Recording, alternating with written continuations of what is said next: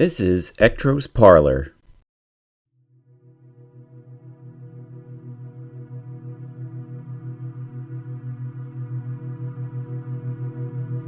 Ectro's Parlor presents Boogiepop and Others, Volume 1. Written by Kouhei Kadono.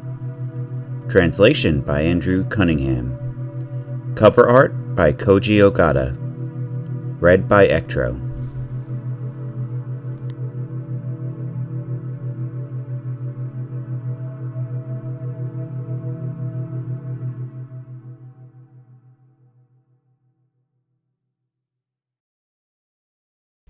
Introduction. Opening the shoji screen, the boy took a step onto the tatami of the darkened tea room. Wordlessly, he stared into the center of the room. Cushions and low tables were scattered everywhere. Only a small amount of light managed to pierce the decorative screen above the door and enter the room, making it difficult to see anything clearly. But he could see the scene easily enough. In the center of the room was a girl. One look, and he knew she was dead. She was upside down, thick white cotton socks on slender legs thrust into the air like the arms of a cheerleader at a pep rally. Her shoulders were limp on the floor, her head twisted around so it faced the same direction as her body. There was no blood anywhere. Her long black hair seemed to flow across the tatami, and her vacant eyes just seemed to stare back at the boy. Huh? The boy took a slow step backwards. As he did, something hot slid downward from above, just grazing the tip of his nose. Startled, he glanced upward towards the ceiling. He froze. "You saw me," said the killer hanging from the ceiling. It wore a girl's shape, but was a creature of indeterminate gender. "Now that you've seen me, I cannot allow you to live." Its voice was somewhere between laughing and singing.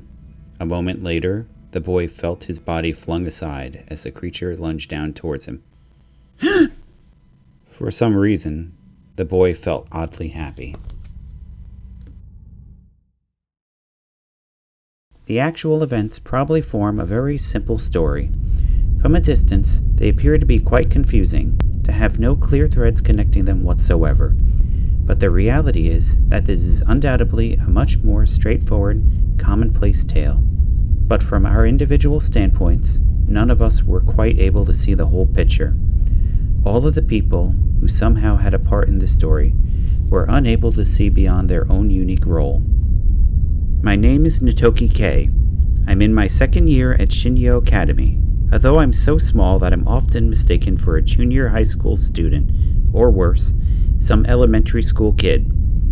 Despite all this, I'm the president of the Student Disciplinary Committee. Kay's like a big sister. She might look like a kid, but there's just something reliable about her, my friends always tell me, half mockingly. I don't consider myself to be a particularly serious person, but everyone around me seems to think that I am. They're always asking me for some sort of advice or help, and I've got a major sort of glitch where I can't ever seem to tell them no. "Can you, Kay? Nitoki, please." Someone says these words to me, and I just can't settle down. But this has basically nothing to do with me being on the disciplinary committee. Our school is only an average, mid-level sort of place, but like many other high schools, it considers guidance to be the teacher's job, and the disciplinary committee is there just for decoration.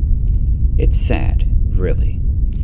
There are a number of students who have run away from home or gone missing this year, but none of the teachers care enough to put forth any effort into finding them. And all the headmaster does is whine about how much of a headache they are, and how poorly they reflect upon the school. Whatever. All this negligent attitude does is irritate the hell out of me. My tiny little sense of right and wrong is next to useless. It's not like they'll ever listen to me. If anything of any significance happened to us, we wouldn't be able to do a damn thing about it. As it was, we knew nothing. See, all the people close to us, myself included, had no way of knowing each other's problems, or just what we were fighting. We simply had to guess blindly and just act on our gut. The man who came from the sky, the woman made from his design. The twisted, strange events they brought about must have begun around that time, right as my heart had been broken.